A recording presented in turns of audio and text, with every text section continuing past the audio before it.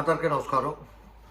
ప్రస్తుత పార్లమెంట్ ఎన్నికల్లో నరసాపురం పార్లమెంటు స్థానంలో వైఎస్ఆర్సీపీ రెబల్ అభ్యర్థి రఘురామకృష్ణరాజు గారు పోటీ చేస్తారు.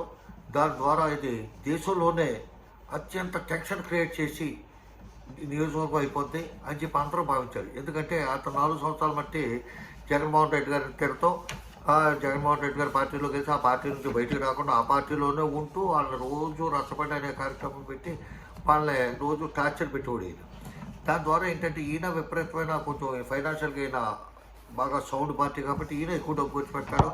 అట్లాగే ఈయన మీద ప్రత్యర్థికి జగన్మోహన్ రెడ్డి గారు ఎంతైనా ఖర్చు పెడతాడు.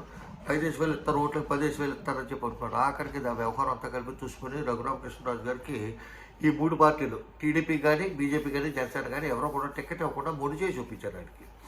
దీనికి కారణం ఏంటి అంటే రఘురామకృష్ణరాజు గారి అతి విశ్వాసం, స్వయంకృతాంప్రదం, ఈ రెండు చెప్పుకోవచ్చు. ఎందుకంటే రఘురామకృష్ణరాజు గారి గురించి తెలిసిన వాళ్ళు ఎవరికైనా సరే ఏం తెలుసా అంటే ఆయన కొంచెం షార్ట్ టెంపర్ అని చెప్పి, అతను ప్రమాదకరమైన వ్యక్తి అని చెప్పి, అతనికి వ్యక్తిగత ఎజెండా ఉంటుందని చెప్పి, పార్టీ సిద్ధాంతాల కంటే కూడా తన సొంత యొక్క నిర్ణయాల మీద ఆధారపడి ఉంటాడని చెప్పి, పార్టీ చెప్పింది నచ్చకపోతే వ్యతిరేకింటాడని కానీ అలాగే ఈయన మీద చాలా ఉన్నాయి.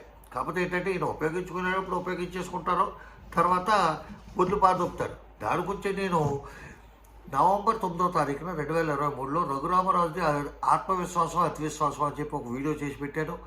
అట్లాగే రఘురామరాజుది చనువ లోకువ, అంటే ఇతను చంద్రబాబు నాయుడు గారితో, పవన్ కళ్యాణ్ గారితో వ్యవహరించే తీరు చూస్తుంటే ఇది చనువ లోకువ అని చెప్పి అనిపించింది.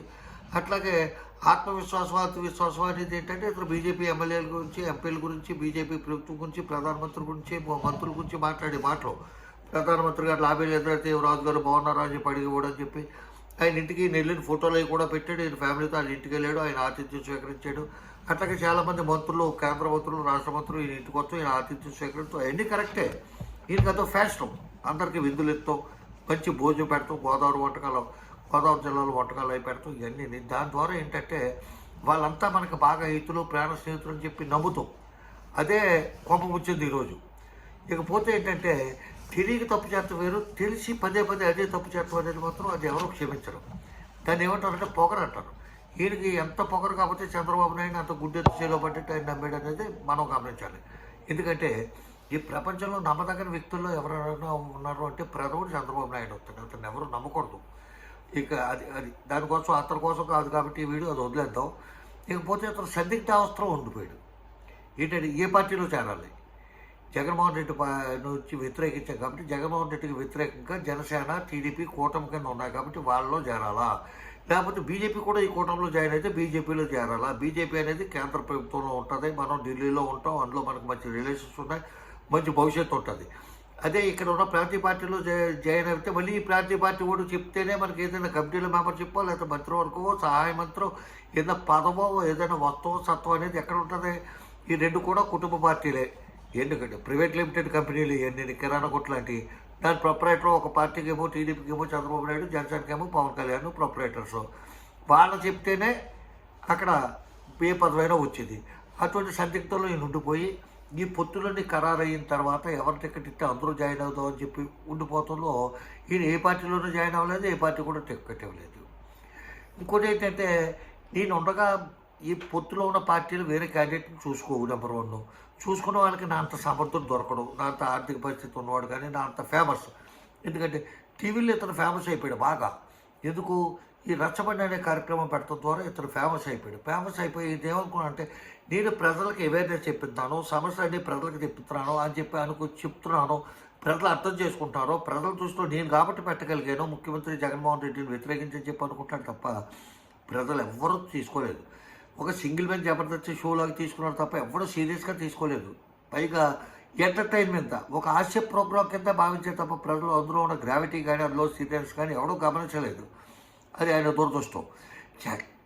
ఇదంతా కూడా క్షేత్రస్థాయిలో ఏమనుకుంటున్నారో నా గురించి, నన్ను ఒక ఎంటర్టైన్మెంట్ కింద కేఏ పాల్ కింద భావిస్తున్నారా, లేకపోతే సీరియస్గా పలానా ఇష్యూ చెప్తున్నాడో, లేకపోతే కోర్టులో ఇంతకాలం ఆగిపోయిన ఇతర కేసులు అట్లా తిరగతోడుతున్నాడో, చాలా సిన్సియర్గా వర్క్ చేస్తున్నాడు. కోపంతో అయినా, ప్రేమతో అయినా, పగతో అయినా, శత్రుత్వంతో అయినా ప్రజలకు ఉపయోగపడే విధంగా, సొసైటీకి ఉపయోగపడే విధంగా పనిచేస్తున్నాడని చెప్పి ప్రజలు ఎవ్వరూ కూడా భావించలేదు. కాకపోతే ఈ మీడియా వాళ్ళు, సోషల్ మీడియా వాళ్ళు రెచ్చగొట్టి ఇతని చేత అనకుండా మాటలు అనిపించి ఇతను మర్చిపోయి నీ కెలికి ఇతన్ని ప్రేరేపించి మాటలు అనిపించి ఆఖరికి ఏం చేశారా అంటే ఇందులోనే టికెట్ అనే పరిస్థితి కల్పించారు. ఇకపోతే ఈయన ఏంటంటే రఘురామకృష్ణరాజు గారు భావన ఏంటంటే వైఎస్ఆర్సీపీకి సంబంధించి జగన్మోహన్ రెడ్డి అతనుకున్న బీజేపీలో ఉన్న పరిచయాలు, స్టేట్లో ఉన్న పరిచయాలు బట్టి కేంద్రంలో ఉన్న మంత్రులకు కానీ లేకపోతే పెద్ద నాయకులకు కానీ చెప్పి ఇతనికి టికెట్ రాకుండా చేయించాడు అని చెప్పి రఘురామకృష్ణరాజు గారు ఈ జగన్మోహన్ రెడ్డి గారి గురించి అనుకుంటాడు. అదే కానీ నిజమయ్యి ఒకవేళ జగన్మోహన్ రెడ్డి గారే కానీ ఈ రఘురామకృష్ణరాజు అనే అతనికి నరసాపురం టికెట్ రాకుండా చేశాడంటే నిజంగా చాలా గ్రేట్ కింద భావించవచ్చు ఎవరిని, ఆయన్ని జగన్మోహన్ రెడ్డి గారిని. ఎందుకంటే ప్రతి కూడా ఏం అనుకుంటాడు, ఎక్కువ డబ్బు ఖర్చు పెడతాం, మంచి బలమైన పరిస్థితులు పెడతాం, ఈయన ఓడించాలి, ఈడు గెలిచి కాబట్టి మనల్ని ఇలా ఏడిపించి తిన్నాడు కదా, ఇంత హెరాస్మెంట్ చేశాడు కదా, ఈయనలో మళ్ళీ పార్లమెంట్కి కానీ శాసనసభ కానీ గెలిపించకూడదు, ఎట్టి పరిస్థితులను ఓడించాలని చెప్పి తీవ్రంగా కృషి చేస్తాడు. అంతేగాని అసలు మొత్తం వేర్లే నరికేద్దాం, అసలు టికెట్ రాకుండానే చేసేద్దాం అనే ప్లాన్ కానీ, ఆ తెలివితేటలు కానీ, ఆ ఊహ కానీ నిన్నటి వరకు ఆంధ్రప్రదేశ్లో ఏ తెలుగుడికి రాలా. రఘురామకృష్ణరాజుకి టికెట్ ఎవరనే ఊహ కూడా ఎవరికి రాలే. కాకపోతే జగన్మోహన్ రెడ్డి కానీ నిజంగా అతను టికెట్ రాకుండా చేసిన వ్యక్తి జగన్మోహన్ రెడ్డి అయితే మాత్రం నిజంగా సమకాలీన రాజకీయాల్లో భారతదేశంలో ఉన్న వ్యక్తులు స్ట్రాటజిక్గా జగన్మోహన్ రెడ్డి గ్రేట్. 100 మంది పీకే ప్రసాద్ కిషోర్ లాంటి వాళ్ళ కంటే కూడా అతనే గ్రేట్. ఎందుకంటే ఒసామా బిన్ లాడెన్ అని కూడా ఏం చేశాడంటే ఉట్టి చేతులతో మనుషులు పంపించి అక్కడ ఉన్న అమెరికాలో ఉన్న విమానాలన్నింటినీ కూడా ఉపయోగించుకుని అందులో ఉన్న ఇంధనాన్ని ఆయుధం కింద ఉపయోగించుకొని అక్కడ అల్లకల్లోలం సృష్టించి అక్కడ మానహోమం చేసి అక్కడ ఒక తీవ్రమైన విధ్వంసం కలిగించాడు. అటువంటి అంత తెలివితేటలు, అంత నైపుణ్యం, అంటే అది చెడ్డకు ఉపయోగించండి, మంచికి ఉపయోగించండి, ఆ తెలివితేటలన్నీ అందరికీ ఉండవు కదా. అదేవిధంగా ఇతను రఘురామకృష్ణరాజు గారు చంద్రబాబు సమక్షంలోని జగన్మోహన్ ఈయన పవన్ కళ్యాణ్ సమక్షంలో ఒకే మీటింగ్లో స్టేజ్ మీద స్వయంగా ఆయన ప్రకటించాడు, వీళ్ళ ఉమ్మడి అభ్యర్థి నేనే, జనసేన టీడీపీలకు సంబంధించిన ఉమ్మడి అభ్యర్థి నరసాపురం పార్లమెంట్కి నేనే అని ప్రకటించాడు. అప్పుడు కూడా వీళ్ళు అతను పక్క తీసుకెళ్ళి కానీ తర్వాత కానీ మీటింగ్లో కానీ ఒరే బాబు మేము నీకు టికెట్ ఇవ్వం, నీకు మాకు టికెట్లు తక్కువ ఉన్నాయి, నువ్వు ఏ బీజేపీ నుంచో ట్రై చేసుకోవాలని కూడా చెప్పలేదు. అదే సమయంలో బీజేపీ టికెట్ అడుగుతానికి ఇతనికి ఇబ్బంది ఏంటంటే నిన్నటి వరకు టికెట్లు అనౌన్స్ చేసేస్తున్నారు, సర్లే ఇది నరసాపురం బీజేపీకి ఇస్తారు కాబట్టి బీజేపీలో జాయిన్ అయ్యి కొండుగా వేసుకుని అక్కడే ఢిల్లీలో నుంచి టికెట్ ప్రయత్నం చేసుకున్నాడంటే అది లేదు. పిలిచిస్తారు అని చెప్పి ఈయన కొంచెం అతిగా ఊహించుకున్నాడు. ఈయన దానివల్ల ఏం జరిగిందంటే అలా టికెట్ ఇవ్వలేదు. ఎందుకంటే బీజేపీ అనేది నేషనల్ పార్టీ 10 సంవత్సరాలు బట్టి అధికారంలో ఉంది, మళ్ళీ ఇప్పుడు కూడా అధికారంలో వస్తుందని చెప్పి ప్రజలంతా అనుకుంటారు. ఇటువంటి టైంలో పార్టీల్లో లేని వ్యక్తికినే కేకేసి టికెట్ ఇచ్చేంత పరిస్థితి దానికి ఉండదు. ఎందుకంటే వాళ్ళ టార్గెటే 400 సీట్లు టార్గెట్ పట్టుకున్నప్పుడు ఈ రఘురామకృష్ణరాజు బాబు రామాయణ నువ్వే దిక్కుమాకంటారా అని చెప్పి ఈయన అనుకున్నాడు. ఈ పత్రికలు చేసిన బిల్డప్ కానీ, సోషల్ మీడియా చేసిన బిల్డప్ కానీ, లేకపోతే ఇక ఎవరో పార్టీలో కనబడపోతాం. ఎందుకంటే తెలుగుదేశంలో అయితే ఎవడో బతివాడి బామాలు ఎవడో తీసుకొచ్చి పెట్టాలి తప్ప తెలుగుదేశంలో కూడా నరసాపురం ఆశించి కూడా ఎవడో లేడు. అట్లాగే జనసేన పార్టీకి అయితే అలా ఏ టికెట్ ఆశించి కూడా ఎక్కడ ఏ నియోజకవర్గంలోనే ఎమ్మెల్యే టికెట్లు ఆశించే వాళ్ళు కూడా వాళ్ళకి లేరు జనసేనకి. కాబట్టి అది లోకుగా తీసుకున్నాడు ఆయన. అది లోకుగా తీసుకుని నాకు ఎవడో కూడా ఇంకా తిరుగులేదు అనే విధంగా భావించి ఇట్లా చేస్తాడు. కాకపోతే ఏంటంటే తెలుగుదేశం కానీ జనసేన కానీ వాళ్ళు బీజేపీతో పొత్తులోకి వెళ్ళినప్పుడు ఏమంటే నరసాపురం మీరు తీసుకుంటే మీ తరపున రఘురామకృష్ణరాజు గారికి పెట్టాలి, ఆయన మాకు ఫస్ట్ నుంచి కూడా మాకు అండదండల కింద ఉంటే ఆయన మాకు ఉపయోగపడ్డాడు, జగన్మోహన్ రెడ్డి పోరాటంలో ఆయన కూడా బాధ్యత వహించాడు, ఆయన కూడా ఒక పాత్ర ఉంటాయని చెప్పి కన్విన్స్ అన్నా చేయాలి. లేదు మీరు నరసాపురం వదిలేయండి, మేము తెలుగుదేశం తరపున మేము టికెట్ ఇచ్చుకుంటాం, అయింది తెలుగుదేశంలో జాయిన్ చేసుకుంటాం, మేము ఎట్లాగా మీకు మద్దతుగా ఇస్తాం, ఎన్డీఏలో ఉన్నాం కాబట్టి మాకైనా వదిలేయండి, జనసేనకైనా వదిలేయండి, లేకపోతే మీరైనా తీసుకుని రఘురామకృష్ణరాజుకి ఇవ్వాలని చెప్పాలి. కానీ తమ్ముడే ప్యాకెట్ అన్నట్టు రాజకీయాల్లో స్నేహాలు విశ్వాసాలు ఏమీ ఉండదని చెప్పి మరొకసారి నిరూపించాడు చంద్రబాబు నాయుడు. ఆ రోజు ఎన్టీ రామారావుకు వెనుపోటు పొడిచింది కుటుంబ సభ్యులతో.